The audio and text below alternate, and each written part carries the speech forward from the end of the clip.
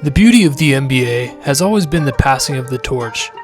Dr. J to Larry Bird and Magic, Larry and Magic to MJ, MJ to Kobe, and Kobe to LeBron. But the difference with MJ and Kobe was they both never seemed to want to pass the torch. Then I came along and said there'd never be another Dr. J. Then you came along. Who have you been sizing up for the torch passing? Hardaway is a great pick because of versatility and the things that he can do with the ball, without the ball, defensively. Grant Hill is very similar to you, to Scottie Pippen. You see the passing of the torch to the next generation, but I ain't ready to give him that yet. So what about MJ and Kobe passing the torch to LeBron? MJ and Kobe were the two most competitive players in NBA history, and both had reasons to be wary of LeBron. MJ not wanting LeBron to come for his GOAT status, and Kobe not wanting LeBron to surpass him as the NBA's best player starting in the 2010s. Even by LeBron James' own admission, there was never much contact. You and Michael at a good spot. Who, me and Michael? Jordan? Yeah, we're in a good spot. We don't talk. Why not, you think? Because I'm still playing. I think I'm still playing. I'm still focused on my craft right now. When you're done, you think you two will be the only two that can have a conversation? I would hope so. You know, the funny thing is, me and Kobe, besides our, the late great Kobe, obviously, me and Kobe never had a real relationship either. Until we was on the Olympic team, we had a great relationship there. Olympic team 8, Olympic team 12, but it was always competitive between us. We were always like, I was on the East Coast, he was on the West Coast, and it was like, even though we never. I fucked up one time in 09 and didn't beat Orlando, and I think it was 09, didn't beat Orlando and didn't get him an opportunity to play him in the finals. But and until I became a Laker and then he retired, that's when our relationship became really, really good. Yeah. He welcomed me, called me bro, anything you need in LA, I got you. You're a Laker now, you family. And we would have multiple conversations. He was obviously, you saw him coming to a lot of games and things of that nature. And however, they both gave him some secret advice. But in typical MJ and Kobe fashion, they didn't call up LeBron on the phone, both feeling that it was up to LeBron to reach out. But by all accounts, he never did. But Kobe and MJ both know LeBron pays close attention to the media, and they both tried giving advice to LeBron subtly through the media first. All I thought about as a kid personally was winning championships. That's all I cared about. Now everybody's going to value things differently, which is fine. I'm just telling you how I value mine. If I'm Braun, you got to figure out a way to win. It's not about narrative. You want to win championships. You just got to figure it out. When you look at LeBron James, you won your first championship your 7th year in the league. What advice would you give him as he looks now to win his first? First one's always the hardest. And then, as you get that first, the expectation comes. And now you got to live with those. Yeah, everybody says this is your 7th year, and they compare everything to me in terms of me winning in my 7th year. And we had some tough battles, But once I got there, I never left, And I think once he gets there, the expectation is that he never should leave. And I wish him the best of it. How important is winning championships to establishing a player's legacy? Well, for all the people who's never won one, they're always going to say, oh, it's not that big of a deal. For all the people that have won, it's the greatest accomplishment, and you never can take that away. No matter what happens to me in life, you can never take away that I won 6 championships. Then Kobe tried teaching LeBron at the Olympic Village. My job was to get those two to talk. LeBron and Kobe? Yeah, they're both eyeing each other. They want to win. With LeBron and Kobe, it was the 4 o'clock workouts that Kobe did. LeBron sees that, okay, you working, I'm going to work. This is 4 a.m. Yeah, 4 a.m. And I think Melo said it best. I'm not doing that shit. I'll meet you at 10 or 11, but I'm not going at 4. Credit to LeBron. After this, he won his first ring with the Heat. But throughout the first 2 years with the Heat, LeBron was still giving the ball up constantly in late-game situations. Privately, this frustrated MJ and Kobe to no end. They'd also both become deeply frustrated with the offensive dunk fest the fourth quarters of All-Star games had become once MJ retired. So in the 2013 All-Star game at age 34, Kobe set out to send a message to LeBron and ended up giving him advice once again, but this time not so subtly as cameras caught most of it. Kobe or LeBron? That's a tough one. I would say Kevin Durant. In terms of dominance of the game of basketball at this stage, is LeBron. Championship-wise, Kobe Bryant. And if you had to pick between the two, that'd be a tough choice. I mean, but 5 beats 1. Have you heard about Jordan's comments? Yeah, I heard. My take on it, I don't really have a take on it. He said he would take Kobe over me because it was 5 rings is better than 1, and last time he checked, 5 is better than 1. I don't think, at the end of the day, rings doesn't always define someone's career. If that's the case, then I would sit up here and say I would take Russell over Jordan, but I wouldn't. I wouldn't take Russell over Jordan. Russell has 11 rings. Jordan has 6. Or I'd take Robert Horry over Kobe. I wouldn't do that. So rings does not define someone's career. Sometimes it's a situation that you're in, it's a team that you're in, and it's about timing as well. But I don't play the game and try to define who I am over what guys say or how they feel about me. It doesn't matter to me. In this game, Kobe got frustrated with the lackadaisical play of the first 3 quarters, so he pulled Chris Paul aside before the 4th quarter, and they decided to up the competitive level. MJ issued a challenge to Kobe and LeBron before the game, but LeBron essentially downplayed it. However, Kobe was very excited to meet the challenge. Kobe started out the 4th quarter picking up LeBron full court and making several great defensive plays and talking trash. Kobe was disappointed that LeBron didn't answer the challenge, but fate gave LeBron one last chance to take on Kobe at the end of the game when he corralled an offensive rebound. Short, Williams gets it back, down to 3 seconds, and Griffin picks it off, and is fouled with 1.1 to go. You called it, Steve. They drew up a play for a 3. That's exactly what they were going for the win. And this was puzzling. You think LeBron, with 6 seconds to go, maybe a little less. All the killers on the court went and accosted LeBron for passing the ball off, telling him if he's going to be the best player in the world and win championships, he has to demand the ball in the final moments. Stephen A. had this to say. I was happy to see Kobe Bryant and Carmelo Anthony get in LeBron's face after the game. I'm sorry, after the last play, because Kobe's like, "What's wrong with you? What is wrong with you? Right. Shoot the shot." I thought Carmelo was just laughing at him. No, Carmelo was like, "Oh, come on, what are you doing?" And Kobe was like saying it, like, "What's wrong with you?" Okay? But we know his talent is off the charts. There is something missing. We all know it. We've chronicled it, or whatever the case may be, because I didn't believe what you believed until I saw it in the NBA Finals. Oh. My point to you is this. That is the alone. It's a huge hump because it's all psychological. It's nothing about his game. It's all psychological. But he has got to get over it. The advice finally seemed to take, and while LeBron had a rough final 3 minutes of Game 6 in the finals with some missed shots and turnovers, he was at least being much more aggressive that whole 4th quarter, and had put the Heat in position for Ray Allen to hit the clutchest shot in NBA Finals history. LeBron went on to hit several dagger jumpers in the ensuing Game 7, and he won his 2nd NBA title, seemingly following Kobe's advice. But the next year, LeBron and the Heat lost in a rematch with the Spurs, and he decided to leave the Heat because he felt that 1, he needed younger and more talented co-stars, and 2, he felt Pat Riley wasn't giving him enough freedom. This was the first moment where I had an inkling that LeBron may not be back. One thing you don't do is fuck with LeBron cookies. No. This is serious. So we get on the plane and we play cards at the front of the plane. We play cards, and then at some point, Bron gonna be like, "Hey, bring me those cookies." And this one day, he was like, "Hey, where my cookies at?" And they had to come up there and whisper in his ear and tell him there were no more cookies on the plane. Yeah.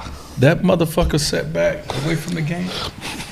He pushed that cards back. He sat there quiet, doing his head like this. I was looking, I'm like, he ain't play cards no more. He sat there like this. Kobe and MJ both became concerned with the teaming up mentality and the jumping team mentality led by LeBron. Once again, they tried to give LeBron some more secret advice through the media. Michael Jordan said, "There's no way with hindsight I would have ever called up Larry, called up Magic, and said, hey look, let's get together and play on one team. But things are different. I can't say that's a bad thing. It's an opportunity these kids have today. In all honesty, I was trying to beat those guys." And then also you have this tweet here from Kevin Durant in 2010. Well, I guess his opinion changed. LeBron said that when they put together the quote-unquote super team, it was a lot tougher on them than you guys are going through. Do you believe that? What does it matter? We just want a cookie for it? I mean, what is it? Well, it seems like he did. It doesn't matter. It doesn't matter. Does he give you advice? Yeah, he does actually. Yeah. Good advice? Great advice. I mean, I'll never ever say that. I mean, him and Magic and those guys, and Michael in particular, is really giving me phenomenal advice on how to take a team, particularly with the personalities that that we have, and how to better communicate with your teammates, how to better elevate your teammates. The problem is, this advice was long-term legacy-defining advice, and LeBron was concerned with the short-term immediate situation right in front of him, in that he just lost to the Spurs by a record finals margin. So he went to the Cavaliers to join forces with the up-and-coming Kyrie Irving and the newly acquired 26-12 averaging All-Pro Kevin Love. After going 1-2 in the finals against the Warriors in 2015 through 2017, Kobe came out with his book, Mamba Mentality. In it, he gave advice directly for the first time to LeBron James. You write in the book about LeBron James, the main thing the two of you discussed is what constitutes a killer mentality. What was your message to him? Well, the message is always to go out there and dominate. Right? There's no let up. Once the game starts and once the practice begins, you're in that mode. Everything's a game 7. When you approach every practice and every game with that kind of mentality, it bleeds into the rest of the guys. And then the rest of the unit has that same approach and that same intensity, but it starts at the top. It seemed LeBron was taking Kobe's advice after losing Kyrie after his trade request to the Celtics. LeBron was well on his way to what was, in my opinion, his most dominant performance ever in Game 1 of the 2018 Finals. However, Kobe was not just talking about dominant play, he was talking about dominant mentality. And after JR's blunder in Game 1 of the Finals, LeBron seemed to not understand this, shutting down mentally in the ensuing huddle, and unfortunately he did not dominate the overtime, going 0 for 4 and going on to get swept 4-0. Michael Jordan has been asked constantly during his career if he felt his various accomplishments ranked him as the greatest ever. Kobe was also often asked about this.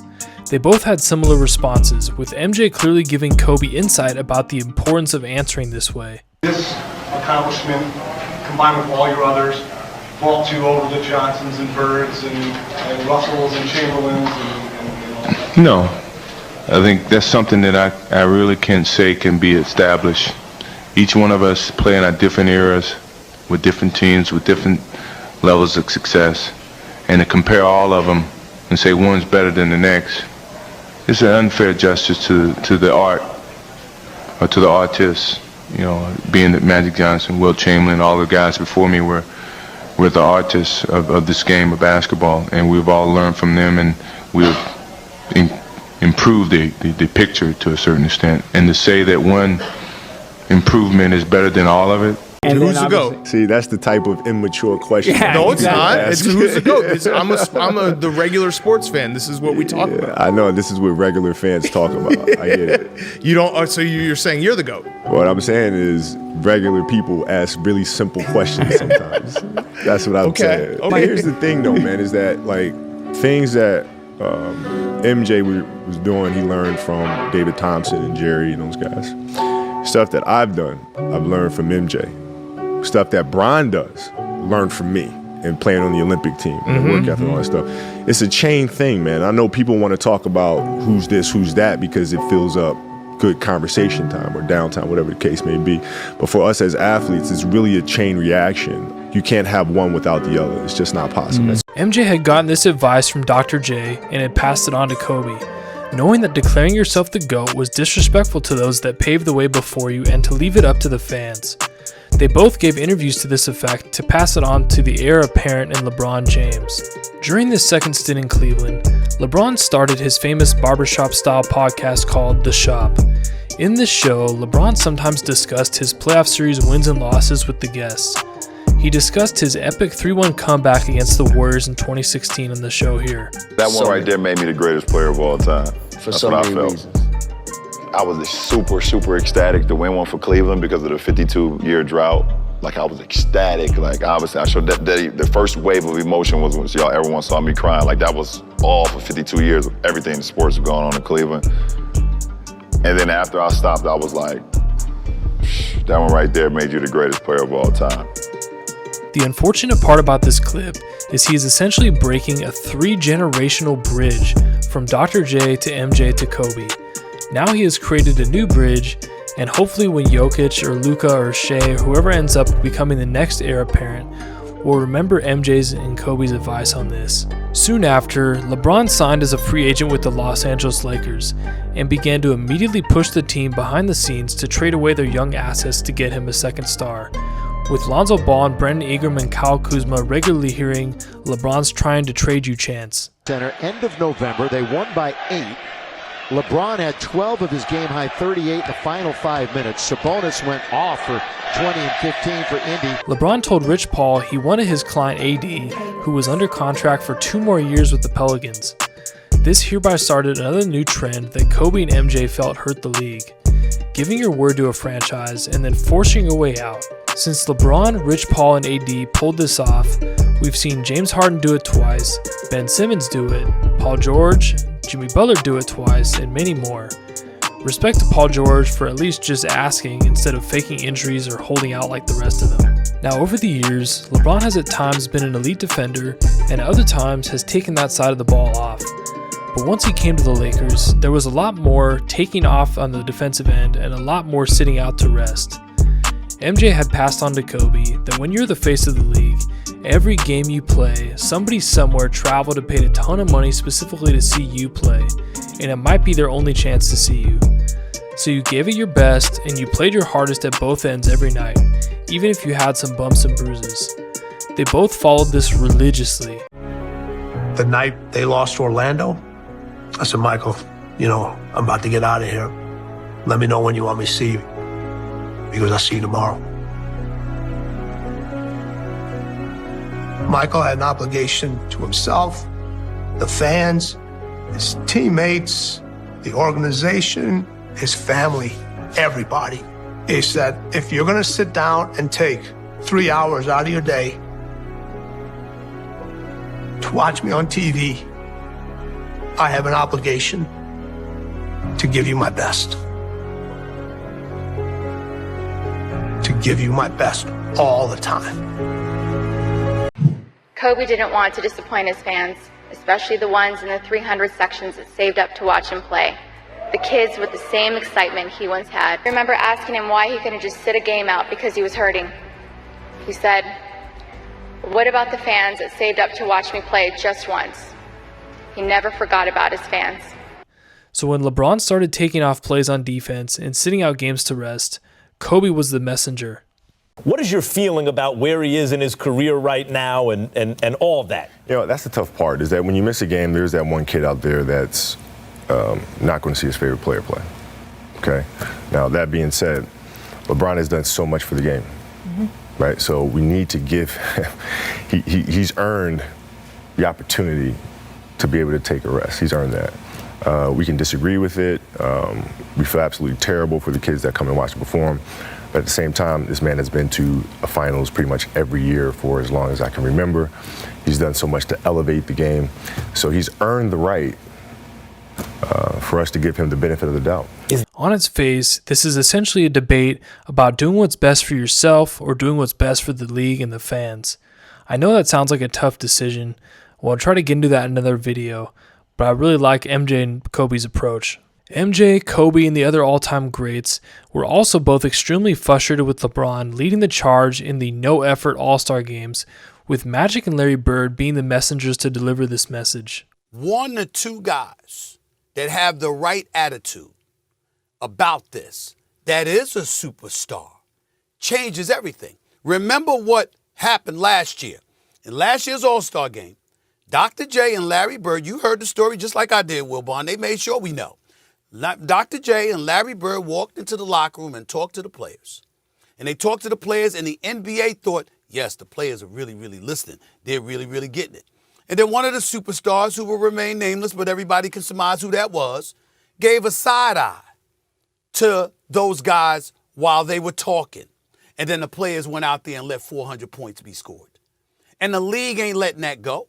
And so what happens is it just shows you, if one player can have that kind of an impact negatively, they can also have that kind of impact positively. Unfortunately, it didn't take, and fans and media alike have been outraged.